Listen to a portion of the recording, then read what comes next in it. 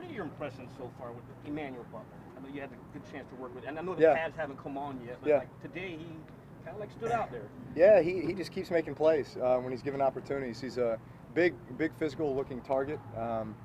So, he's got a big catch radius, so you feel confident throwing to a guy like that because there's a lot of places you can throw it where he has an opportunity at it. Plus, he's big physical, good body control.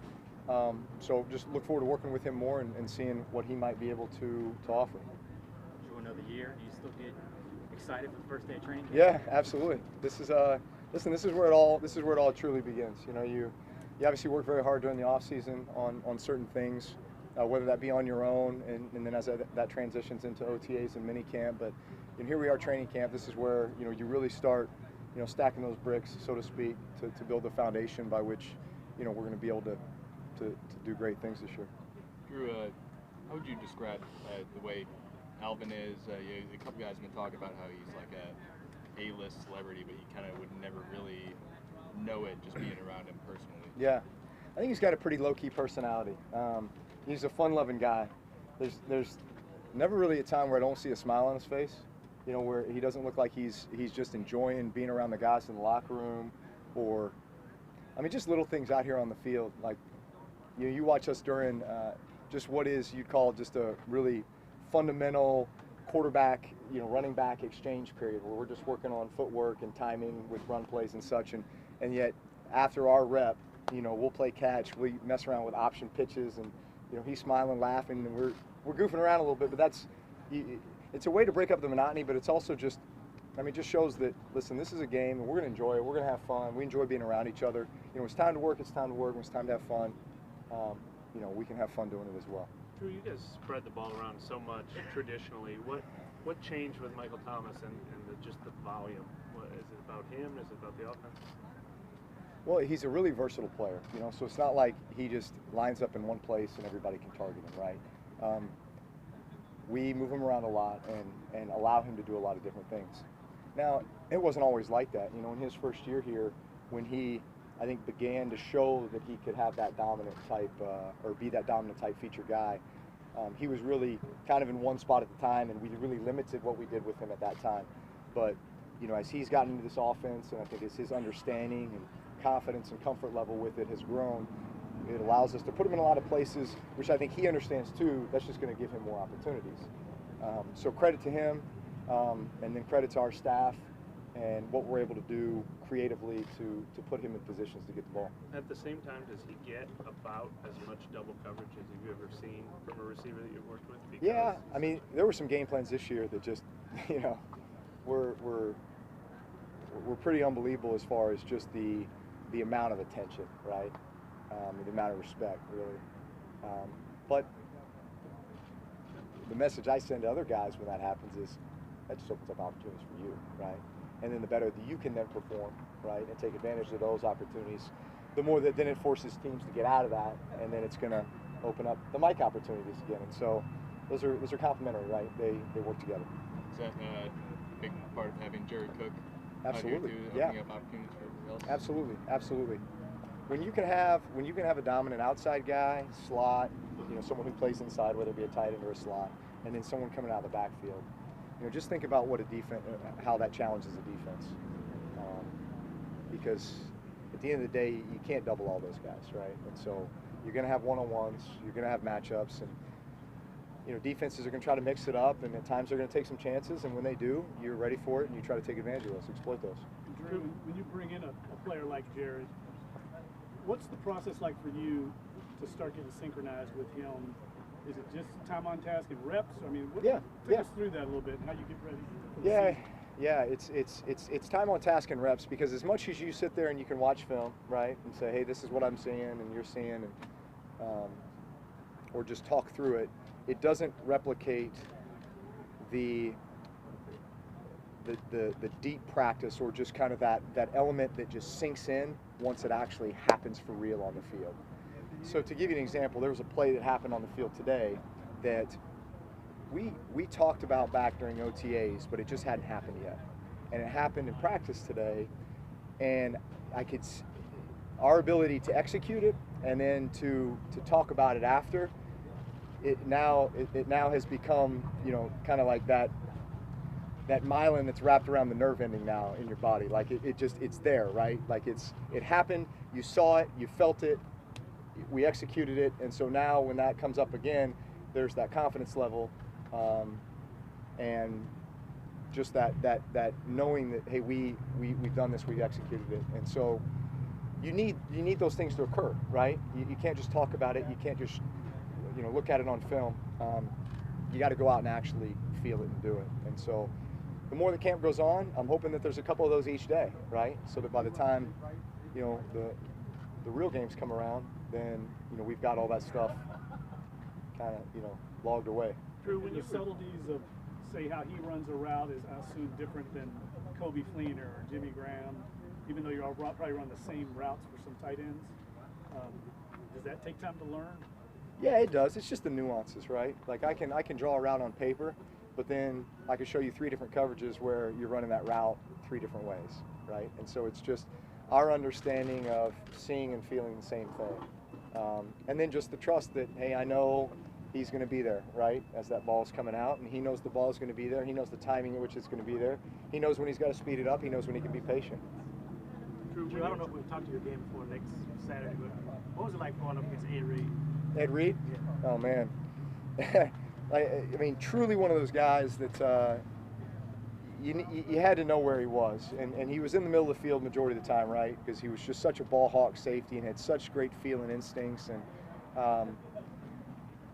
balls that you could throw and fit in against everybody else, that just wasn't going to happen against Ed Reed unless he was way out of the picture, right? But I remember early on in my career watching film on him, and the ball would be snapped and the quarterback would maybe be just a couple steps into his drop, and Ed Reed would just go. He'd go somewhere, right? And you say, what is he looking at? And all of a sudden, here's the quarterback, he's looking, ball's thrown, and he's there to make the play. And it's like, but he wasn't supposed to be there, right? And so from a quarterback's perspective, it's frustrating. Because you're like, at the snap, I looked forward, and he was there, and then I looked over here, and he wasn't supposed to be there, right? So it's just that knowledge and understanding of the game, just a great feel for the game, extreme intelligence, and then playmaking ability. Like when he got the ball in his hands, what is he? I think he's got the most interception return yards in NFL history, if I'm not mistaken. So when he got it in his hands, he was dangerous. I mean, he was truly like a punt returner at that point. So one of the greatest safeties of all time. Drew, how much do you embrace coaching at this point in your career, given you've seen probably basically everything, and yeah, I mean, you may know things before even a coach, say, recognizes something. I mean, how do you still embrace that at this point in your career? Well, that's the fun part in a lot of ways, and that's what keeps you young. And also I feel like I've lived it so many times that I know the way it's supposed to look. I know the way it's supposed to feel. I know the timing. And so as I sit there and I communicate that to a young guy, I can sit there and just tell him story after story about rep after rep that would back that up. And then we have the chance to go out there and rep it together. And I like to think, there's when those guys listen to me and I'm telling stories about, this rep with Marcus Colston, or this rep with Jimmy Graham, or this rep with Lance Moore, whoever it might have been, right? That there's some credibility there, right? Like, okay, I saw what you guys in that offense was able to do when you were clicking on all cylinders, and all these guys want to be part of something like that again. What about the other way around? You being coached, how much do you yeah. embrace that? Oh yeah, absolutely. By no means have I arrived. I had a coach tell me, as long as you're green, you will continue to grow, but as soon as you are ripe, you will soon be rotten, right? So as soon as you think you know it all, you're done, right? So I'm still green. I still got things to learn.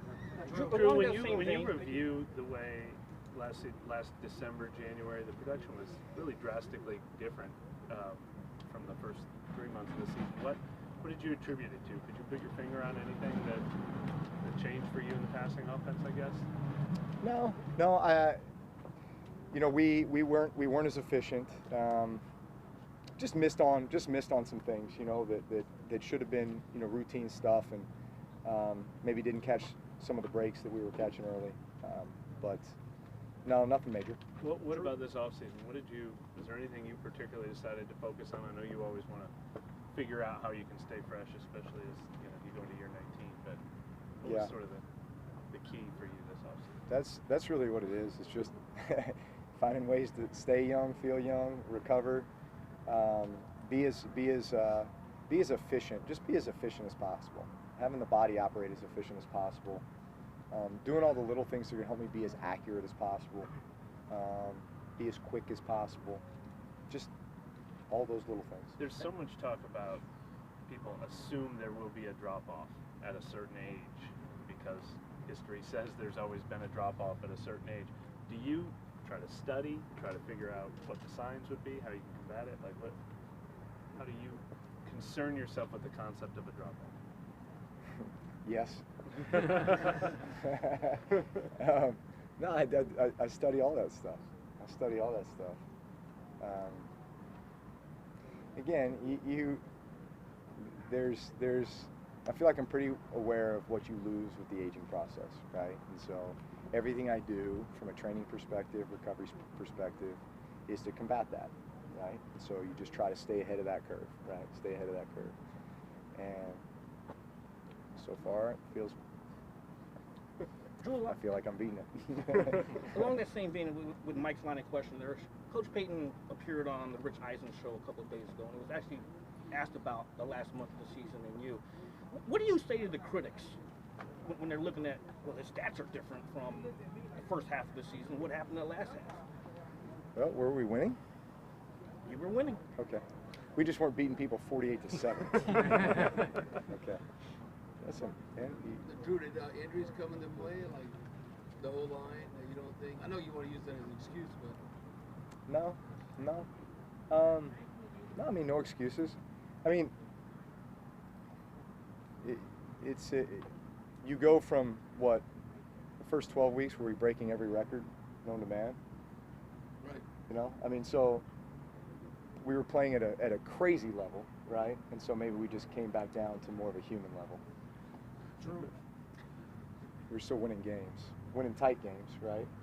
So in a way, I felt like that was helping us grow as a team more than blowing people out. Last question, guys. There's like 14 receivers out here. I mean, obviously Mike's not here, but being able to see all these guys, what have you kind of seen from the wide receiver group so far, and who are some of the guys that kind of stepped up and shown themselves so far in camp? Well, it's day one, right?